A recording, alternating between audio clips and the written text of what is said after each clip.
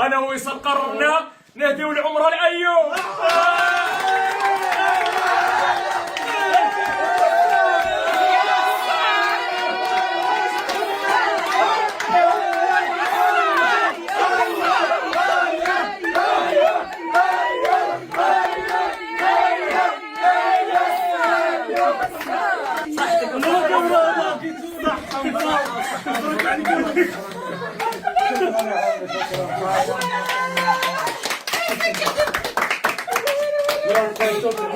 يا اهلا وسهلا ومرحبا بكم معي في هذا الريل اللي عاد يعيشوا معايا نهار من حياتي في ايام الزيتون.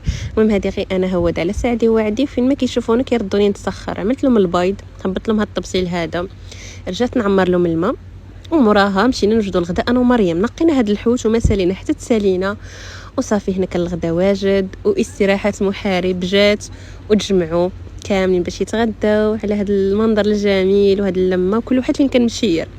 مرات كتقول لهم ليها الله نوضوا كملوا دغيا وصافي. انا كناكل ماندالين، كنسلم عليكم وكنصور لكم الاجواء بطبيعه الحال.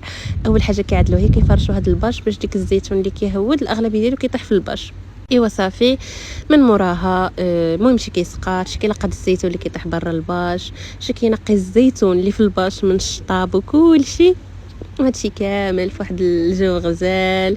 وانا الدور ديالي بطبيعه الحال كنعاود نذكركم هي انني كنتسخر جمع ديك القشوع كاملين وطلعتهم. وهنا مرات حبيبو كتعمل الزيتون ديال الماء هي وماما، يعني كيختاروا الزيتون اللي كيكون غليظ وكيعملوه في الماء، موراها كيدقوه ولا ما عرفت، وكيعملوا الزيتون حامض وديك الشيء. المهم بديت كنكتسب شويه د الخبره وانا جلست انا وماما كنتحدثوا وكل شيء. وادم كيعمل استراحات محارب وجات الخطوه الاخيره اللي هي كيجمعوا فيها الزيتون في الشكاير باش من بعد يديوه باش يتطحن.